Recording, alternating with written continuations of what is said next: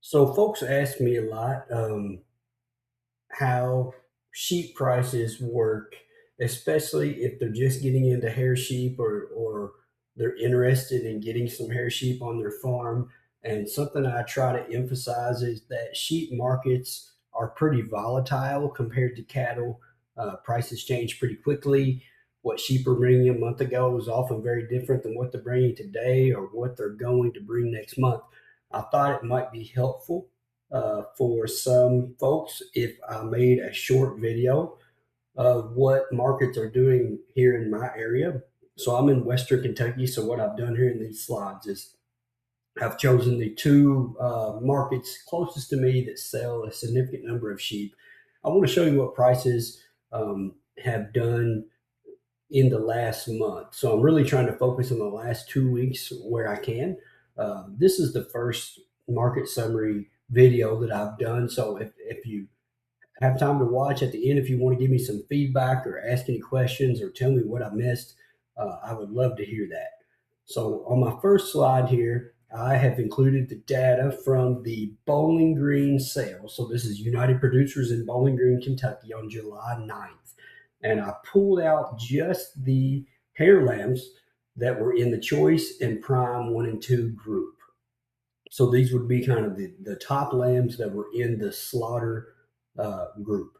And the largest number, as far as number of heads sold in a group, were 78. So 78 lambs, averaged 74 pounds, and they brought 286 per hundredweight. So $2.86 per pound. If you do the math there, we see that you would have made $212 per lamb. If you notice here at the top of this table, 56-pound lambs actually brought 312, so quite a bit higher than those heavy lambs.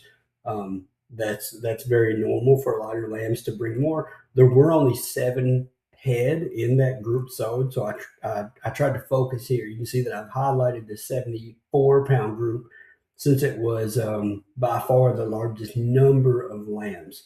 One thing you might notice up here at the top is that the receipts were down quite a bit from the last sale. So there were 888 animals sold at the last sale and 533 at this one. I don't know how this compares as far as month to month comparison throughout the year, but I think it's probably reasonable to think that this drop in receipts is simply kind of a function of the time of year. We're in July, and producers that had spring-born lambs are maybe thinking about holding their lambs over a little longer so they can get a little more growth. And also, markets typically in the sheep market tend to go up a little bit as we approach fall. So this would be a normal slump. And if you had lambs that you sold back in the spring, you might be thinking, well, I got close to $4 a pound back near Easter. Um, and while that's true, to me, these look like pretty good prices for July when we would normally be going in a kind of a slump uh, because the numbers just aren't quite there and the demand is not quite where it was in April.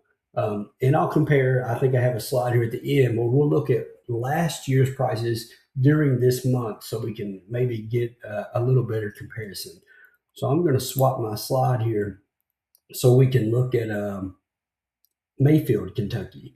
So this isn't quite an apples to apples comparison between Mayfield and Bowling Green. So I want to make sure I note that because Mayfield is a monthly sale, whereas Bowling Green sells sheep and goats twice a month. So if you'll notice, I had a July sale on the previous slide. This is a June 15th sale in Mayfield. They have not published data yet that I know of for July. So just keep that in mind. There's a little difference in pricing here, and it might just be a difference in time.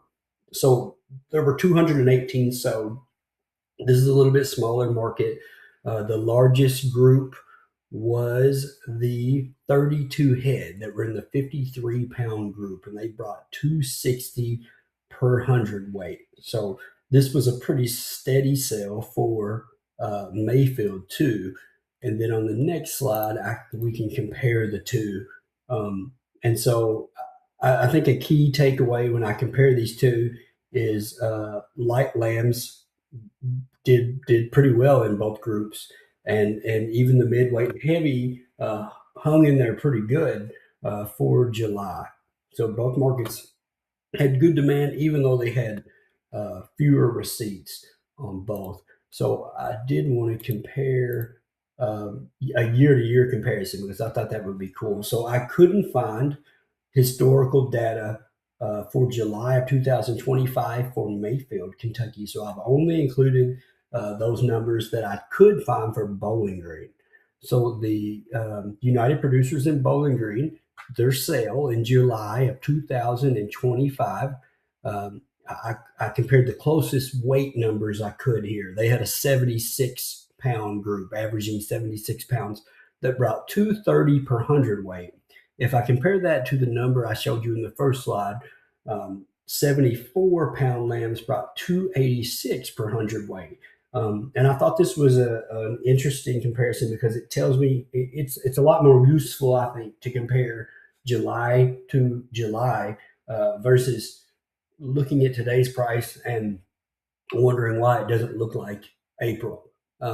So change from 25 to 26, we're looking at a 24% increase if I have my numbers right there. So, if you have a group of lambs and you're trying to decide what you want to do, or maybe you're trying to think about where things might be going, maybe there's some helpful data for you here.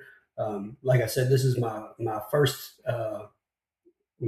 take at making a market summary. So if there's some information that doesn't make sense, let me know. If there's something I skipped over that you'd like to hear, I'd love to hear that too.